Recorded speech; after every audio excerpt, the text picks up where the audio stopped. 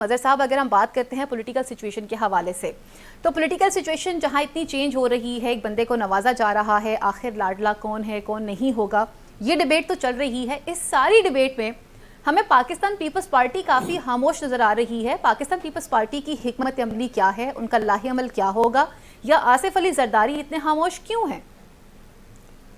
नहीं, पहली बात तो ये है कि आसिफ अली जरदारी या पीपल्स पार्टी जी कब खामोश हुई है। वैसे तो पीपल्स पार्टी का मौक़िफ़ जानने के लिए आपको चाहिए था जी कि आप उनके जो मरकज़ी सेक्रेटरी इत्तलात है फैसल करीम कुंडी, उनको ज़हमत देती जी या पीपल्स पार्टी के किसी सूबाई तर्जुमान से कहती या पीपल्स पार्टी के किसी मरकज़ी रहनुमा से कहती। मैं कोशिश करूंगी बिलावल भुट्टो जरदारी साहब का टाइम ले लूं।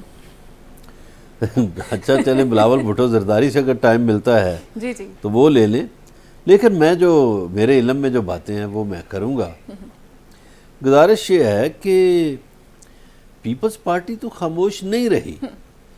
पीपल्स पार्टी से गलती हुई, जो गलती हुई उनके वो जो रजीम चेंज का हिस्सा बने जी, उसमें उनसे गलती हुई। वो 16 माह की हुकूमत का हिस्सा बने, ये उनकी गलती थी। अब जाके उन्हें गलती का एहसास हुआ। इसीलिए ख्वाजा आसिफ कहते हैं कि पीपल्स पार्टी अब क्यों रोती है, इन्हें पता नहीं था ये फिक्स्ड मैच है। जी तो एक तो वो सिलेक्टेड वाली बात जो है वो भी ख़त्म हो गई।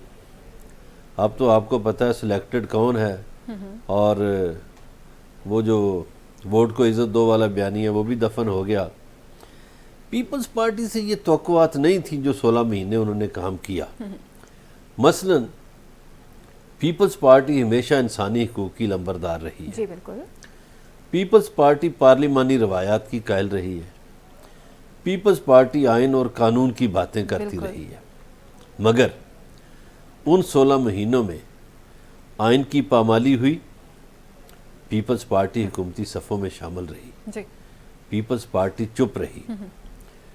इंसानी हकूक़ की खिलाफ वर्जियाँ हुई, पीपल्स पार्टी चुप रही। जी पार्लिमानी रवायात की धज्जियाँ बिखेरी गईं, पीपल्स पार्टी चुप रही, चूँकि पीपल्स पार्टी हुकूमत का हिस्सा थी।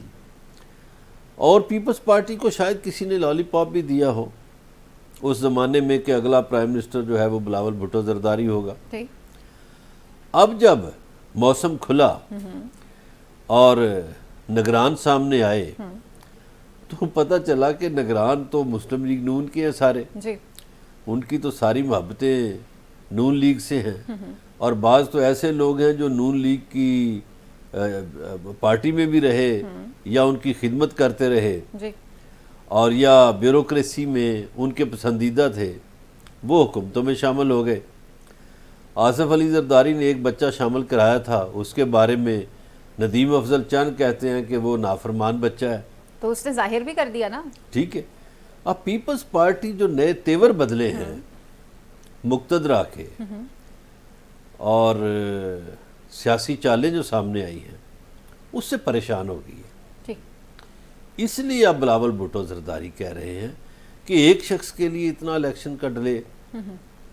आपने इब्तदाइये में फरमाया कि पीपल्स पार्टी इलेक्शन चाहती है, पीटीआई इलेक्शन चाहती है, और आपने ये भी कह दिया उस रवानी में कि नून लीग भी इलेक्शन चाहती है। बज़ाहिर इलेक्शन नून लीग तो इलेक्शन से फरार चाहती है। नून लीग को तो ये सिस्टम सूट कर रहा है, वो बाहर बैठे भी हुकूमत के अंदर बैठे हुए हैं। ऐसे ही लाहौर पुलिस का सरबराह जाके एक मुजरम को सलूट करता है।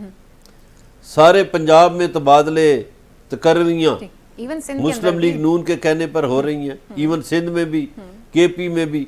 अच्छा, पंजाब में गवर्नर उनका बैठा हुआ है। जी बिल्कुल। अच्छा, वज़ीर आला भी उनके जो अशारे अबरू के मुंतज़र होते हैं। तो गुजारिश ये है कि वो तो बाहर बैठकर भी इंजॉय कर रहे हैं, लोगों की गालियों से भी बचा जा रहा है। वो प्राइम मिनिस्टर काम जो भी हो शिप रहे के हैं। लिए आने के लिए, उस चेयर पे बैठने के लिए बाकायदा वे भी तो चाहिए ना उनको, फिर उस रास्ते को भी तो पीपल्स फॉलो पार्टी जो है वो उन 16 महीनों को कोस रही है। ठीक हो गया। पीपल्स पार्टी के जो अंदरूनी खाना मीटिंगें हुई हैं उसमें ये तजवीज़ भी आई सामने कि हमें पीटीआई से इत्तेहाद करना चाहिए। ठीक, वो जो लारे लगाए हुए थे, अभी आप कुछ दिनों तक देखेंगी कि वो जो पुरानी ज़बान इस्तेमाल करते थे पीपल्स पार्टी और नून लीग एक दूसरे के खिलाफ, वो आपको नजर आएगी, ठीक वो है, जुबान फिर से बोली जाएगी, ठीक हो गया। आपके पास वो घसीटते हुए नजर आएंगे और वो मौलवी ज़ियाउल हक की औलाद कहते हुए नजर आएंगे।